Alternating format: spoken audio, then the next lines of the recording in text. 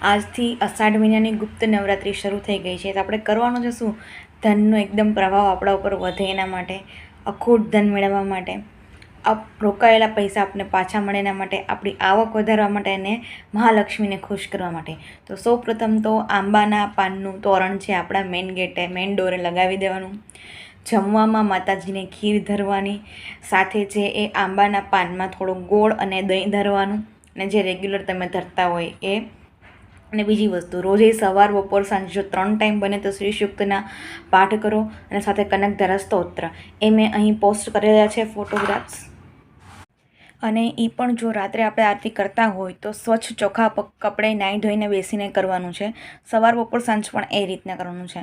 જો તમે સવાર બપોર સાંજ ના પહોંચી શકો તો કંઈ વાંધો નહીં, એક સવારે અને રાત્રે કરો.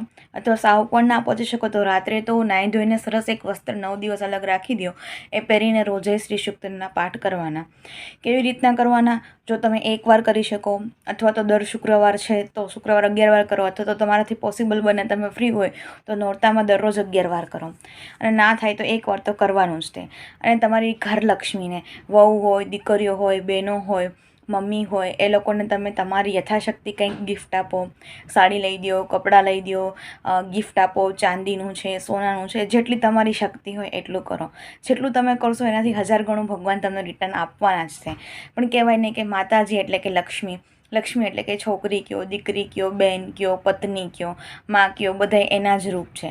એટલે બને તો એટલા દિવસ છે ઘરમાં ઊંચા અવાજે વાત પણ ના કરો, દરેક સ્ત્રીનું રિસ્પેક્ટ રાખો, અને બને એટલું સારું પોઝિટિવ રહેવાની કોશિશ કરો. અને હા, રોજે છે એ ઘરના આંગણે 365 દિવસ હલ્દી, કુમકુમ અને એ નાખીને આપણા મેઇન ડોર હોય એનો મતલબ ત્યાં સાથિયા કરવાના છે. આપણે હળદર કુમકુમ મતલબ હળદરને કંકુના કરીએ ને એ રીતના પોઝિટિવ વાઇબ્સ માટે. અને દરરોજ ઘરમાં મીઠું નાખીને પોતું કરો.